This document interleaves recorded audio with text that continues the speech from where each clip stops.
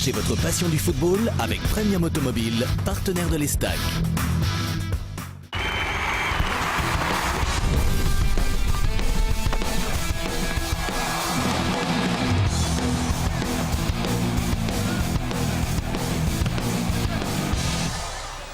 Bonsoir à tous, bienvenue dans Club Estac avec Fabrice Nsakala comme invité. Bonsoir au défenseur latéral de l'équipe troyenne. Bonsoir. Bonsoir également à Seb Dallet et à Carlos Cassis, toujours fidèle au poste. Jusqu'à la fin de saison, ils seront là pour jouer la montée.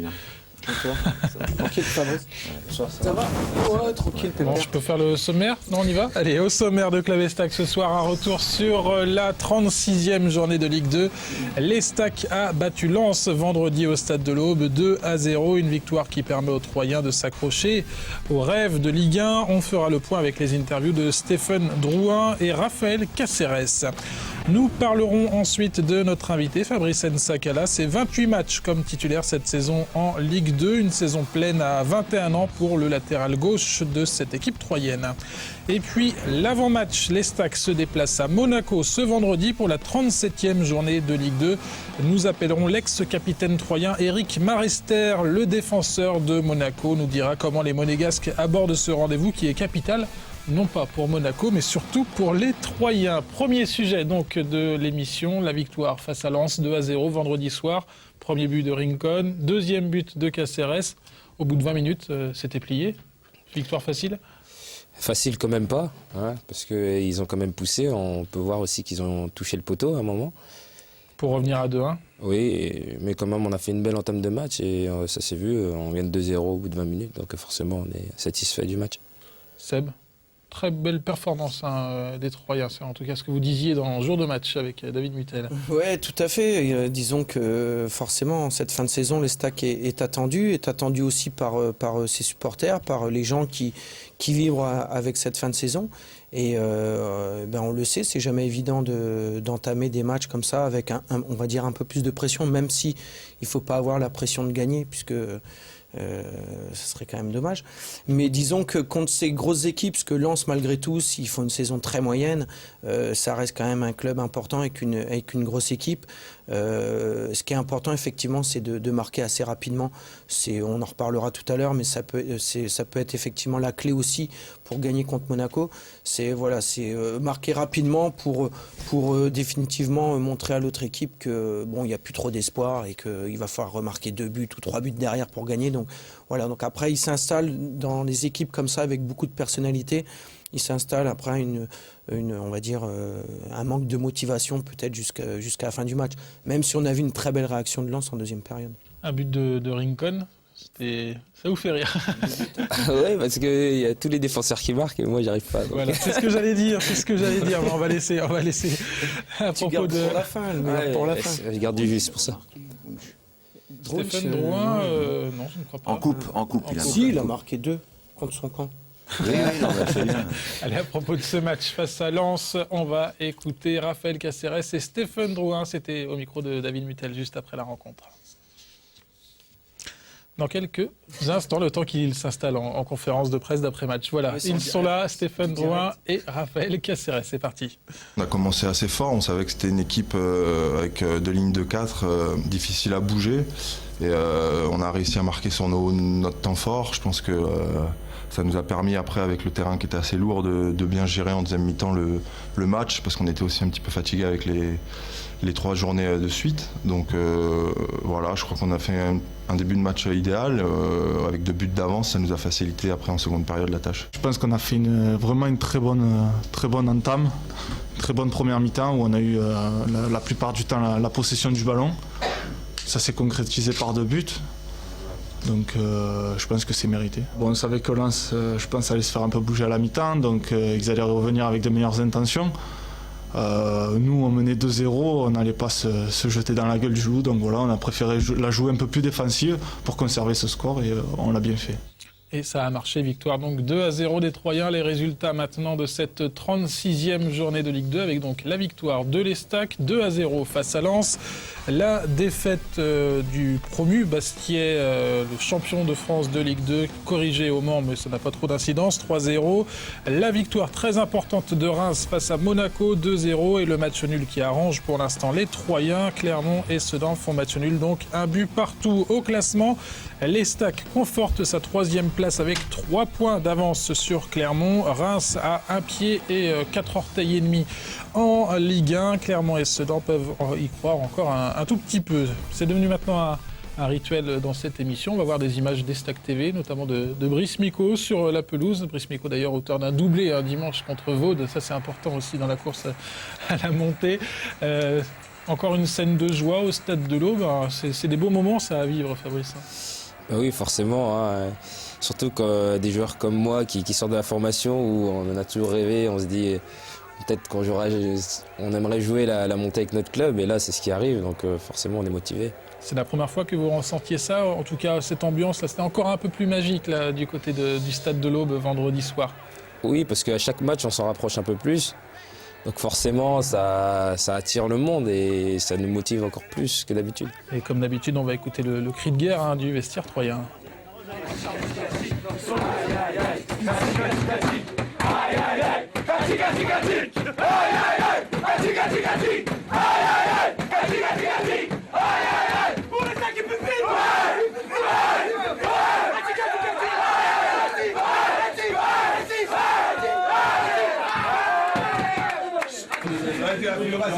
Ah, celle-là, c'est la plus belle. Celle-là, c'est la plus belle. Il y a 20 ans de club ici. Ah oui, plus 30 ans même. il y a 40 ans de club ici à l'Estac. 40 ans de club à l'Estac. Qui est-ce qui a lancé le cri de guerre là? C'est Loge, hein, il a innové, hein, c'est pas capitaine pour rien. Hein, donc oui, on a l'habitude, donc il est plutôt sympa, j'aime bien. Et on attend les images du côté de Monaco vendredi soir. Ça serait très très bien de revoir ce cri de guerre, ça signifierait de belles choses. Allez, maintenant on passe à l'actu de Club Estac.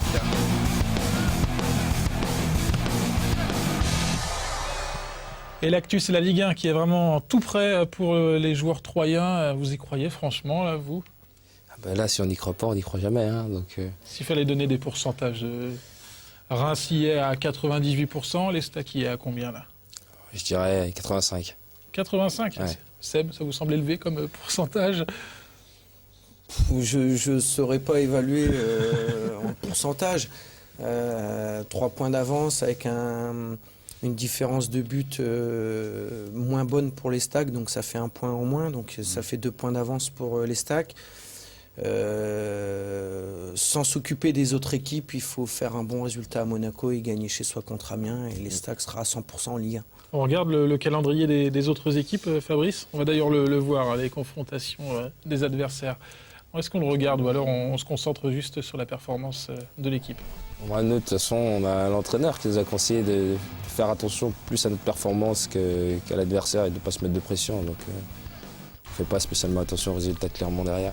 On est content en tout cas que Guingamp fête son centenaire contre Clermont vendredi. Il y a une très très grosse ambiance avec pas mal d'anciens joueurs. Ça, on est content là, du côté de l'Estac? Oui, forcément.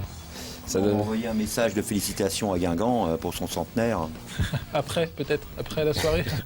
Bon, Seb, vous allez aller du côté du Roudoué? Non, j'ai refusé l'offre puisque je travaille, j'ai pas l'occasion de pouvoir aller participer au centenaire. Ce sera pour Avec Drogba. Pour dans 100 ans, j'irai au... Comment on dit? Au 200 centenaire. Non, 100 ans. Bicentenaire. Au bicentenaire. Au 2 centenaires. Au 2 centenaires, voilà. Non, et puis en plus, il y avait avec des sandwichs, des jambon beurre, des trucs comme ça. Même pas de galettes saucisses. Il n'y avait même pas les ormeaux, la spécialité de la Côte d'Armor. Fabrice, maintenant, on va écouter vos coéquipiers par rapport à cet objectif qui reste donc maintenant la montée pour les Troyens. Premier à passer sur la ligne donc des interviews, c'est Stéphane Drouin, toujours au micro de David Mutel. On a encore un peu creusé l'écart sur le 4e. Donc voilà, il reste 2 matchs et 6 points à prendre. Donc on est plus très loin de l'arrivée, mais je Je pense qu'il faut rester quand même concentré sur les 2 derniers matchs et les aborder du mieux possible pour finir en beauté cette aventure. C'est vrai qu'il y a la vie dans les vestiaires se passe bien. Je pense qu'elle est aussi, comment dire, ça se réussit parce qu'on gagne des matchs. Donc c'est beaucoup plus facile de bien vivre quand il y a des victoires au bout. On est monté en puissance, je pense, au fil de la phase retour. Et voilà, on continue à être serein, on est sûr de notre jeu, on construit nos matchs. Et il n'y a que comme ça qu'on pourra aller au bout. Et comme je l'ai dit, il faut rester quand même concentré, il reste 2 journées. Tant que mathématiquement on n'est pas encore monté, il faut s'accrocher et continuer à tout donner. C'est ça la recette du succès en cette fin de saison. La vie dans le vestiaire se passe très bien. Oui, ça fait quand même un moment qu'on se connaît un peu tous, donc forcément on a vécu les mêmes choses. La descente en nationale comme la montée, donc forcément ça a créé des liens et ça se voit sur le terrain aujourd'hui. Quand vous êtes parti là en début de saison avec pas mal de jeunes, encadrés par quelques recrues, vous vous êtes dit quoi? Même avant ça, on avait pour but de jouer le maintien vu l'année passée et on s'en est plutôt bien sorti. Et vous aviez réussi à jouer le maintien. Oui, sur la dernière journée en plus, donc c'est vrai qu'on s'était mis une belle pression quand même. Et là, justement, on oublie la pression, le fait d'avoir réalisé l'objectif qui était le maintien en début de saison. Ça permet de dégager toute la pression ou alors elle revient là? Je pense que quand on s'est maintenu, ça a libéré beaucoup de monde. Donc on a fait des résultats par la suite. Et aujourd'hui, on se retrouve 3e. Donc c'est plutôt satisfaisant. Allez, autre interview, celle de Raphaël Caceres, toujours après donc, cette victoire face à Lens et toujours donc, au micro de David Mutel. Écoutez. Ça sent bon, on a toujours 3 points d'avance. Le match nul entre Clermont et Sedan nous arrange bien, donc on sait que maintenant on a toujours une autre destin entre nos pieds, mais là c'est un peu plus confortable. Il va falloir faire un résultat à Monaco et gagner contre Amiens, et ce sera le bonheur. Bon, là, pour l'instant ça se passe bien, maintenant il reste encore 2 matchs, on n'a que 3 points d'avance, on sait qu'en perdant à Monaco, et si Clermont gagne, il nous passe devant, donc il n'y a rien d'acquis du tout, mais c'est sûr que je préfère être à notre place. Et nous aussi, voilà, prochaine étape du côté de Monaco ce vendredi soir. On en parlera évidemment dans l'avant-match. D'un point de vue personnel, comment vous jugez votre saison, Fabrice? Je dirais assez satisfaisante, parce que c'est la première fois que je fais autant de matchs. Donc j'espère que ça va continuer comme ça avec les stacks. Qu'est-ce qui vous plaît dans votre saison, justement, au niveau de vos performances? Dans quel domaine vous avez le plus progressé? Les buts que j'ai marqués. Non, plutôt la fermeture, j'ai drôlement progressé, je trouve. La fermeture, c'est-à-dire, moi qui suis plus un attaquant, je comprends pas trop la fermeture. C'est quand un centre à l'opposé, c'est de fermer, empêcher en fait l'attaquant de mettre un but, quoi, en fait. Vous êtes satisfait quand vous ressortez de vos matchs cette saison? Vous vous dites, tiens, là, c'est une belle performance? Ça m'arrive. Bon, et après, il y a eu des matchs où forcément on était un peu moins bien. Mais dans l'ensemble, c'est vrai que je suis assez satisfait de moi quand même. Dans quel domaine il faut progresser le plus vite là, possible? Je dirais tactiquement. Je pense qu'on n'a jamais assez d'expérience à ce niveau-là. Maintenant, ça va venir au fil des matchs, donc on verra bien. En tout cas, c'est impressionnant de voir Djibril Sidibé d'un côté, Fabrice Msakala de l'autre. C'est sympa d'avoir 2 joueurs du club, la pur jus, là, qui sortent et qui montent là, sur leurs côtés respectifs. C'est vrai. On a tendance à se lancer des défis l'un l'autre en plus, donc forcément, ouais, c'est ce qui fait qu'on se donne à fond à chaque match. Le dernier défi, c'est quoi? Là, lui, il veut que j'essaye de marquer, donc on a du mal. On a du mal. Je suis prêt à parier que c'est des défis sur le plan offensif, forcément. Oui, forcément.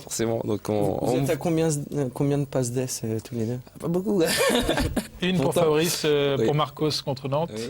Et Djibril, il a un but, un magnifique but. C'est peut-être le plus beau de cette saison. Parce qu'on parlait de choses à progresser, je vais pas dire que, je vais dire ouvertement que je confirme. On est tous d'accord pour dire que tu fais une très très belle saison, que tu es vraiment la révélation du club avec Djibril notamment. Après, si on veut essayer d'aller chercher un peu plus loin, est-ce que offensivement, c'est pas justement là qu'il faut essayer d'être un peu plus précis et d'être un peu plus décisif en fait, tout simplement? Si, je sais que le coach il nous en a déjà parlé individuellement avec Djibril.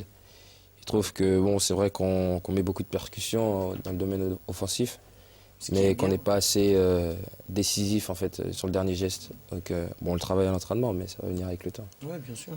On va justement écouter le coach Jean-Marc Furlan. N'ayez pas peur, n'ayez pas peur. En tout cas, il dit que vous n'avez pas encore toutes les ficelles du métier. On va écouter le coach. C'est parti. J'ai eu la bonne surprise de voir Nsakala revenir de vacances au match amicaux. Je me rappelle, à Mordine, on marchait tous les deux dans la forêt. J'ai dit, mais t'es revenu différent. Et il me dit, coach, j'ai compris, à force de me répéter qu'il faut que je défende bien, j'ai pendant toutes mes vacances, j'ai réfléchi, j'ai pensé qu'à ça. Donc voilà, donc c'était sympa. Nos latéraux, ils ont beaucoup à apprendre. C'est ce que j'essaie de leur faire comprendre. Mais ils sont comme j'étais à 20 ans. C'est-à-dire qu'à 20 ans, tu te crois invincible, immortel et tout-puissant, quoi. Donc, tu sais pas que quand tu leur dis, mais tu sais rien, ils te disent, ah si, je sais beaucoup, coach. Je sais tout. Un peu impatient, Fabrice? Oui, ça nous arrive quand même, on est jeunes. Et, bon, il n'a pas totalement tort, hein. Mais pas aussi raison, hein. On connaît les choses. Il ne se sent pas immortel. Allez, avant de passer aux échos, le dernier jeu de la saison pour remporter des places pour un match de l'Estac au Stade de l'Aube. C'est simple, c'est pour l'ultime rencontre de la saison, peut-être le match de la montée Estac-Amiens le 18 mai. À 20h30, il y a 3 fois de place à gagner. Vous envoyez le mot club par SMS au 71 003 et un tirage au sort désignera les gagnants. Dernier jeu donc de la saison. Carlos, c'est à vous maintenant, c'est l'heure des échos de l'Estac. Tout de suite même, voilà. Pas de générique. Et Carlos, on va commencer par une image quand même. Hein. C'est Carlos qui reçoit un maillot pour ses 40 ans au micro du Stade de l'Aube. 40 ans, ça représente combien de matchs, Carlos ? On m'a demandé de faire le compte. J'ai pas fait encore le compte, mais ça doit approcher les 700. 700 matchs. Ça a commencé le 6 mai 72 contre Boulogne-sur-Mer. Je propose qu'on applaudisse Carlos tous ensemble quand même ce soir. Allez, c'est parti, Carlos. Félicitations en tout cas, 40 ans. Des petites larmes vendredi ? Non.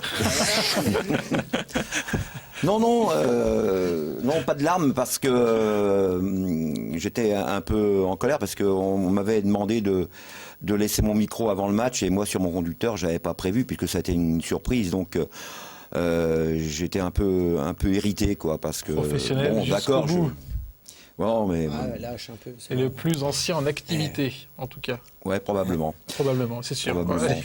Allez, on passe les échos. On passe aux échos. Et on commence par le stade à 5 €. Oui, et pour de joie.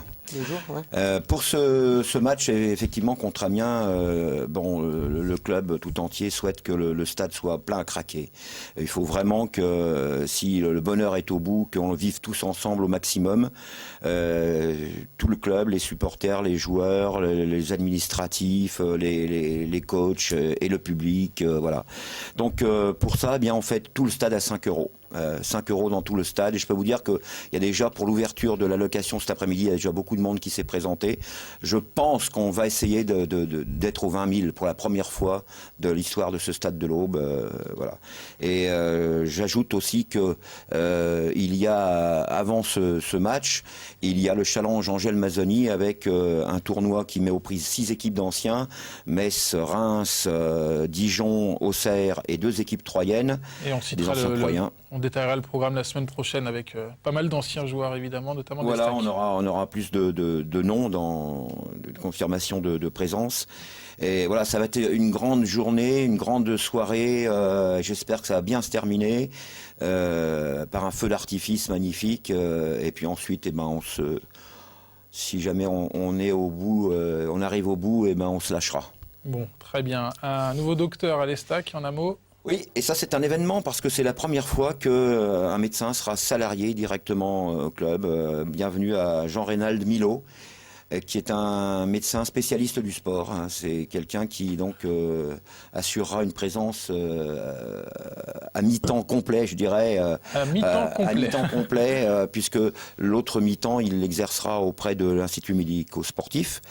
Voilà, et c'est quelqu'un qui est jeune, qui est dynamique, qui connaît bien le sport, sympathique, et qui a vécu son premier match à domicile sur le banc de l'Estac, qui a commencé par une victoire vendredi dernier. Voilà, ça s'est très bien passé. Merci Carlos. La semaine prochaine, on aura des nouvelles notamment de Corentin Jean du côté de l'Euro. Il est titulaire en tout cas. Il gagne contre l'Allemagne pour se qualifier pour les demi-finales du championnat d'Europe auquel il participe avec les petits jeunes, les U17 de l'équipe de France, à laquelle a appartenu Fabrice Nsakala. Titulaire dans son couloir droit, voilà.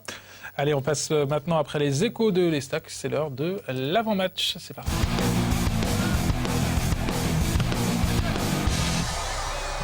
Et pour l'avant-match, on va faire simple, on va filer tout de suite du côté de Monaco, retrouver Eric Marester, l'ancien joueur du club troyen. Bonsoir Eric. Bonsoir Damien, comment ça va?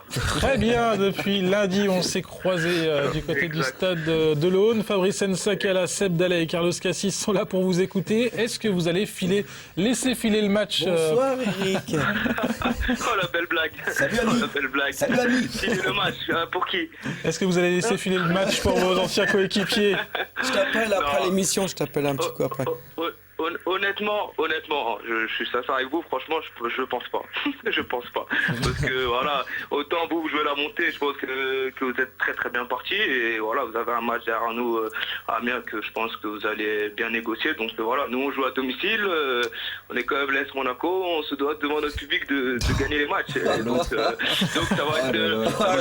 compliqué, hein, je suis désolé, mais voilà, après, je sais pas, je sais que l'équipe elle est motivée et que voilà. Il voulait pas le jouer ce match, il voulait pas le jouer, il croyait être suspendu, il a fait exprès de prendre un carton. Franchement, pas du tout. De toute façon, les deux matchs là, Reims et celui-là, c'est deux matchs que je voulais pas louper. Et finalement, je loupe Sud-Reims, il y avait toute ma famille qui devait monter me voir. Et finalement, bah voilà, j'ai loupé. Et de louper 3 aussi, ça m'aurait beaucoup embêté. Ça fait 40 ans qu'il est 40 ans que t'es à 3, même pas un an à Monaco, tu fais style. Arrête. Attendez, on peut s'arranger après. Hein. C'est jamais, on est amis depuis longtemps, on peut s'arranger. L'équipe de Monaco, parce que l'équipe de Monaco, elle tourne pas mal en ce moment, Eric. Hein. Elle a perdu à Reims, mais malgré un bon match. On a fait 6 super mois. Je pense qu'on a fait une très belle remontée avec pas mal de victoires, une super série de 5 victoires d'affilée. Et c'est vrai qu'on est 6 mois-là, on a fait un beau parcours et ça n'a rien à voir avec les 6 premiers mois où ça a été catastrophique. Eric, comment t'expliques ça que vous avez fait comme ça 6 mois, une remontée incroyable? Bah, honnêtement, il y a eu beaucoup de changements. Déjà, l'équipe de départ, c'est plus du tout la même, à 3-4 joueurs près. Donc voilà, c'est une nouvelle équipe avec un nouveau président, des nouvelles ambitions, plein de nouvelles choses qui font que pour nous, c'était complètement une nouvelle saison. Après, la difficulté, c'était pour les nouveaux joueurs de s'adapter le plus rapidement possible. Et heureusement pour nous et pour le club, ils ont réussi à le faire. Et grâce à ça, on a fait une super remontée. Bon, en tout cas, c'est le match au sommet de cette 37e journée de Ligue 2. Monaco-Estac, vendredi à 20h30. Merci beaucoup, Eric. Et allez-y, mollo, hein, donc dans vos côtes droits. Ça va aller. 3 meilleures équipes que nous. Formateur. Hein. Allez, merci beaucoup. Ciao, bonne soirée. À très bientôt. Salut, et donc... T'as vilaine tête, là. À vendredi. Ciao. Coup d'envoi, vendredi, 20h30. On passe à la dernière séquence de l'émission, c'est le jeu.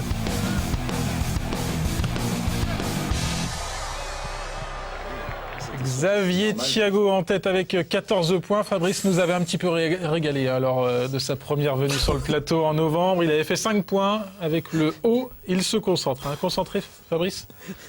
Ah là, je suis... Là, c'est quoi la lettre? La lettre, c'est le E. Le E comme espoir. Allez, c'est parti. Espoir, Top chrono pour le E, un joueur de l'Estac, commençant par la lettre E. Le capitaine. Éloge Enza, Yamissi. Une nation dans le top 3 au classement FIFA. Tu m'en demandes beaucoup. Espagne. L'Espagne, c'est bon. Une nation dans le top 30 au classement FIFA. L'Équateur, non, pas l'Équateur. Estonie. Non, pas l'Estonie. Ça peut pas être... les Yankees. Non, Je passe. On passe. Un club de Ligue 1. C'est bon, là. Un club de Ligue 1. Et Evian. Evian, un ballon d'or. Ça, c'est plus époque Carlos, faut l'aider. Je passe, mais tu pourras le dire tout à l'heure. Voilà, un club de national.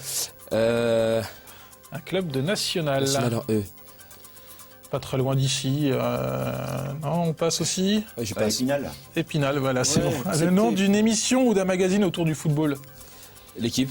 L'équipe, c'est bon. Un joueur ayant déjà évolué en équipe de France A. 56 secondes. Un joueur, il était même capitaine dans la dernière Coupe du Monde. Ça s'était pas très bien passé. Evra. Evra, voilà, 6 points, on est au-dessus déjà. Un entraîneur français. Un entraîneur français, il a entraîné Marseille notamment, Cannes. Albert Raymond. Ah oui, Voilà, Albert. c'est bon. Un club évoluant en première ligue anglaise. 35 secondes. Je passe. Everton, c'est bon. Une nation, le nom d'une compétition européenne, plutôt. Oh. Oui. Non, ils mettent trop, non, tu comptes pas, mais tu passes. C'est fair play. Une nation dans le top 40 au classement FIFA. Avec les nations, là. On passe. Je passe. Un club évoluant en première division espagnole. L'Espagnol de Barcelone. C'est bon. Un club vainqueur d'une Coupe d'Europe. Je sais Vous pas. avez battu Marseille. Un stade en France ou en Europe, du côté d'Arsenal. 9 points. 9 points. Pas de boulette. C'est bien. Non, là, j'ai. Attends, il refuse nos réponses en plus. Allez, c'est normal, c'est normal. C'est la classe. Plus. C'est la classe. Merci en tout cas, Fabrice, d'être venu. Avec la veste, la chemise et tout, la classe, tu vois. Ah non, il faut, c'est très important. Ça. Bon, c'est la classe. On vous retrouvera pour un nouveau Club Estac la saison prochaine. Oui, je pense. Je sais pas. Ça dépend beaucoup de la fin de saison troyenne, je crois. Merci en tout cas d'être venu. 9 points, c'est vraiment pas mal. Il faudra encore venir faire mieux la saison C'est prochaine. pour Djibril que j'ai fait ça, sinon. Bon, merci pour Djibril. Merci Carlos, merci Seb. La semaine prochaine, on se retrouve pour une nouvelle émission avec un nouvel pas, invité. Avec un nouvel invité, pourquoi pas la montée. En tout cas, coup d'envoi Monaco Estac, c'est ce vendredi à 20h30 au stade Louis II. Belle soirée à tous, à très bientôt sur Canal 32. Tchuss.